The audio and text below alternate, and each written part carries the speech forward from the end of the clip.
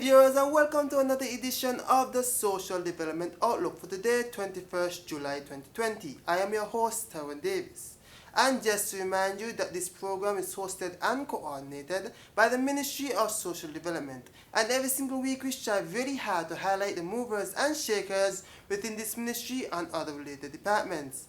At this point in time, we'll take our first break and I'll be right back. Eliminate breeding today, keep mosquitoes away. Here are some ways to eliminate mosquito breeding sources around your home. Tightly cover water drums, barrels, tanks, cisterns, and septic tanks. Safely dispose of buckets, old tires, and any other unused containers and objects that hold water. Scrub the inside of PET containers, flower vases, and dish drainers every other day. Remove water from flower pot saucers and replace with damp sand. Overturn buckets, watering cans, wheelbarrows, and other containers and store them in a sheltered place.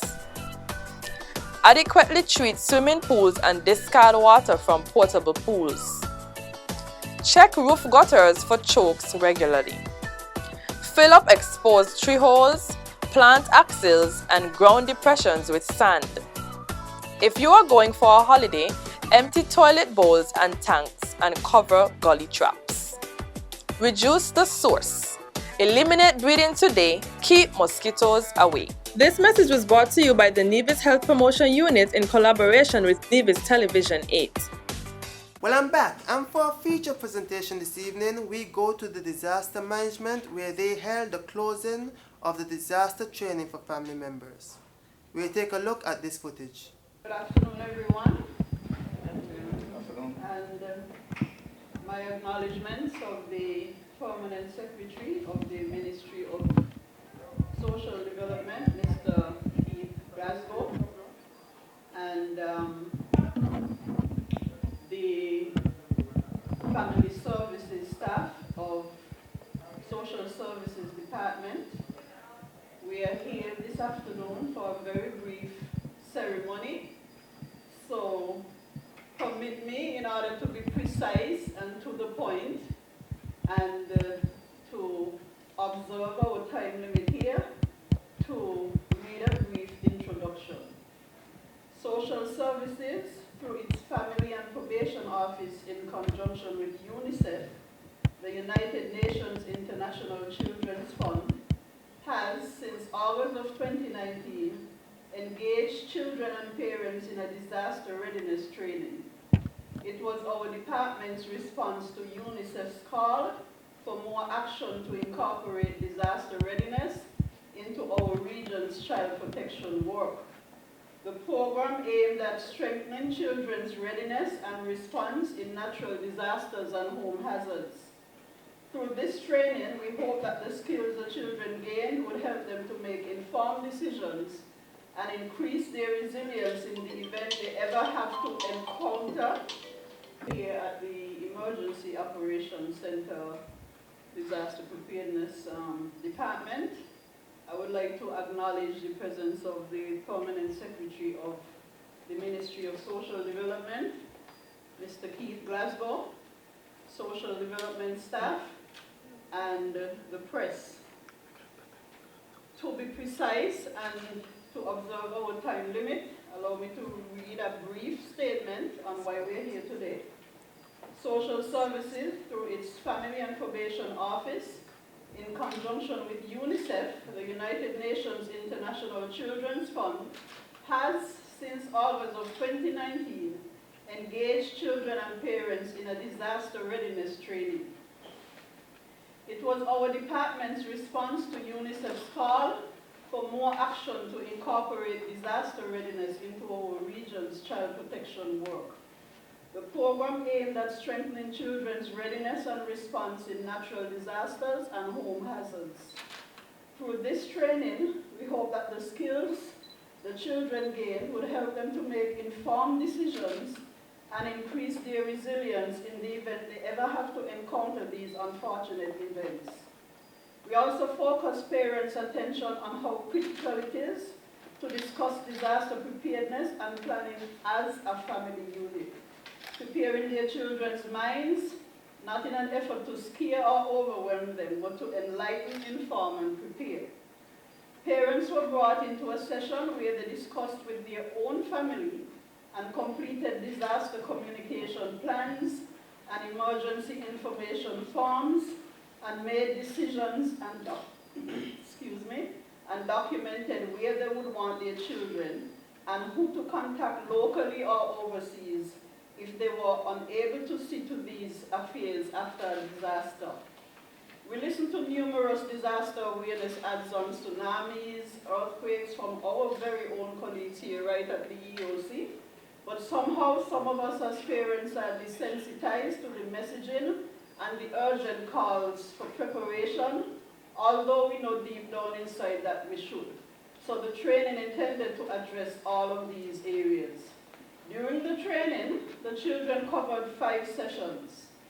And with us today are some of the facilitators and the staff at Social Services who help to organize and mobilize the parents, get them interested in the training, and got the participation of the children.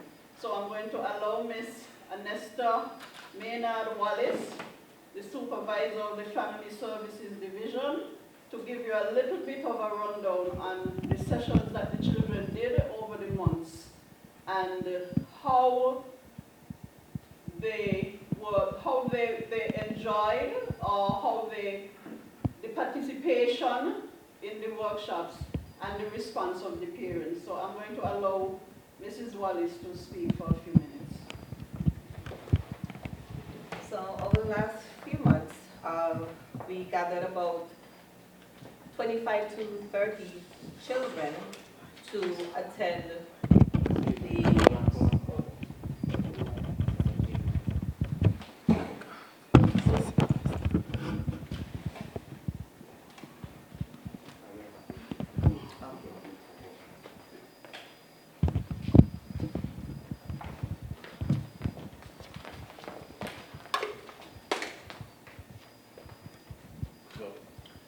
So over the last few months, at any given session, we had anywhere between 25 to 30, sometimes more, children at the credit union.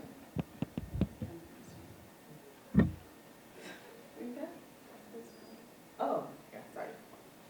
We had about 25 to 30 children at the credit union conference room. We covered such topics as preparing and responding to hurricane, psychotrauma events, how do I cope, my social media life, is that a hazard, earthquake, they learned CPR, and then we had the family discussion. Some sessions were more interactive than others. The one that really stood out a lot for them was the social media. It's very big in their life, and they were very active with that one. Also with the CPR, they enjoyed it a lot. They were able to demonstrate what they would have learned from the other sessions and also practice what they learned during the CPR. I really want to thank the parents for sending out the children. The numbers, like I said, they were awesome. They showed up, they participated, and they listened. So when we were able to go back now and have the discussion with them, you can tell that they learned a lot based on the answers that they gave. So I would really like to thank the parents. Overall, I would say it was a very informative session, and it's something that we should continue doing with our children and teens. The ones that are closer to 18, 19, we need to engage them as well, because I think they could benefit from that as well. Just to ask the permanent secretary now to just make a few brief remarks on the training and its value to not just the children and the families, but to our programming at the Department and Ministry of Social Development. Mr. Glasgow?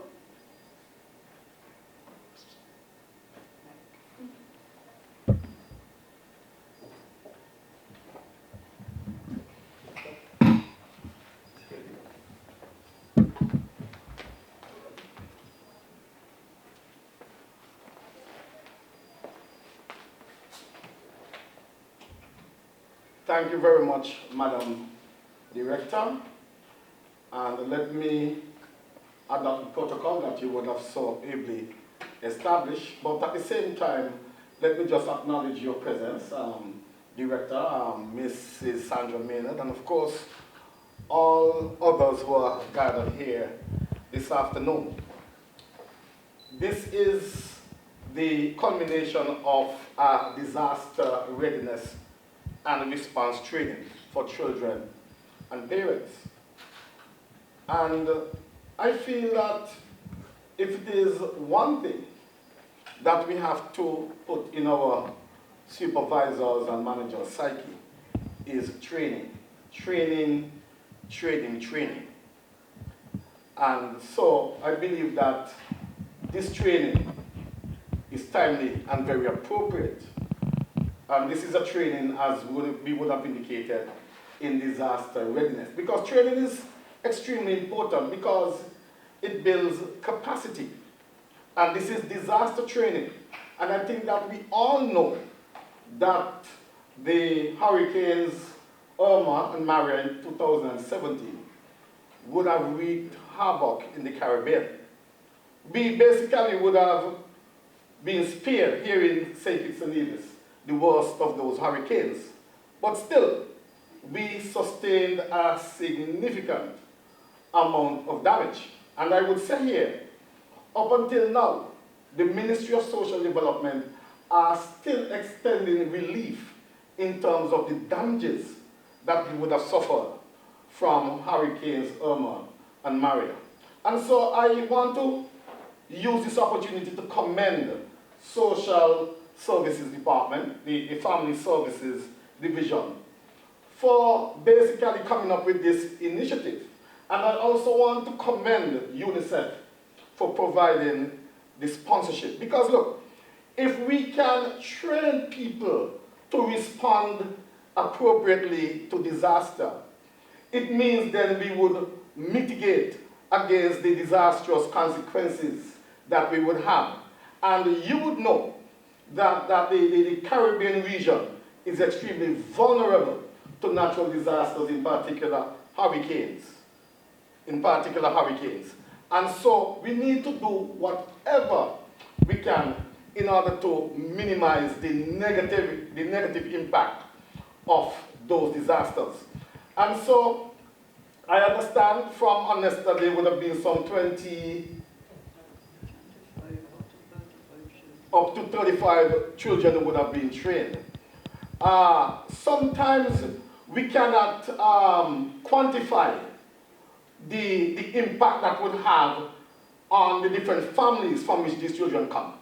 But what we do know is that the impact can be great in terms of avoiding certain dangers, in terms of avoiding certain losses. And so this, to me, is something that could be a sustainable program, in terms of looking at our environment.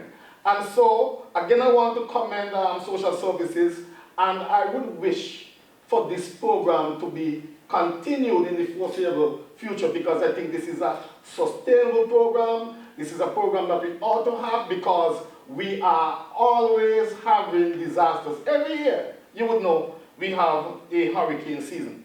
And so, on behalf of the Ministry of Social Development, again, I want to thank UNICEF, and I want to thank the Department of Social Services for this initiative, and for, of course, showing this type of concern, especially in a time like now. And you would know, right now, we are basically suffering from the COVID-19 pandemic, and we are basically now into a hurricane season.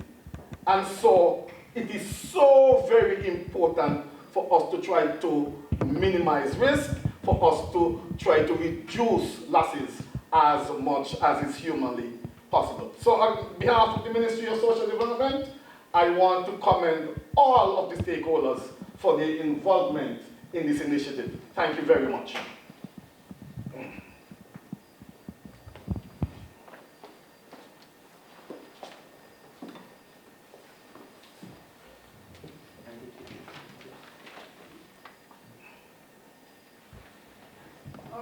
I would like to thank Mr. Glasgow for his remarks and his encouragement and his commitment to making the program a sustainable one and possibly funding it next time from the Ministry of Social Development. We will do that. We will, okay. I think it's something very important. And I think that is wonderful.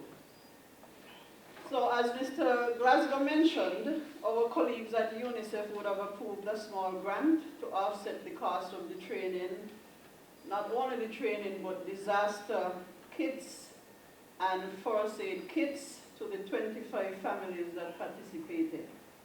And these families will be receiving these kits starting today. Because of COVID-19 restrictions, of course, we could not have a large gathering as we had planned. We cannot have all the kids here. So today we have one parent here to represent that 25. And so we are now going to call her to the front to receive her disaster preparedness kit. And I hope it would be put to the best of use. And perhaps just to give us a few short little comments on what the training meant to her and the children.